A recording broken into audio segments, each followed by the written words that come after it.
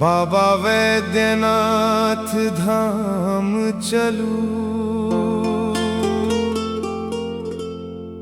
भोला के जयकारा लगाबू।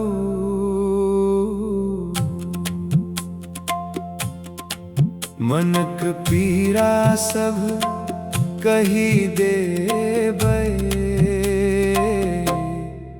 बाबा चरण में शीश नवाबू। सावन मास सुगंधित बयार, गंगा जल भरी चलल कांवड़िया। बोल बम के गूंजे नारा, रास्ता भरी भोला केर महिमा। बाबा वैद्यनाथ धाम चलू, भोला के जयकारा लगाबू।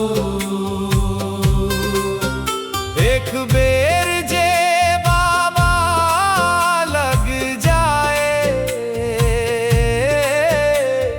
खाली हाथ कियो नहीं आबू। दुख हरैया सुख के दाता, भोला छथी सब हक रखवारा। बिन कहने मनक बात बुझती, दुनिया में छथी सबसे न्यारा। डमरू बाजे घंटी बाजे, भक्ति रस में मन हर्षाए। देवघर नगरी पावन लागे, भोला दर्शन फल दे जाए। बाबा वैद्यनाथ धाम चलू, श्रद्धा केर दीप जराबू। हर हर महादेव कहत कहत, भोला चरण में जीवन बिताबू।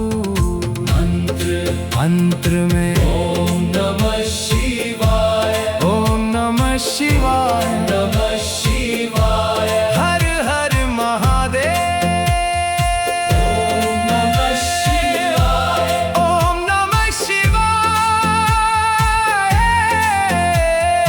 ओम नमः शिवाय। हर हर महादेव, बाबा वैद्यनाथ शंभो।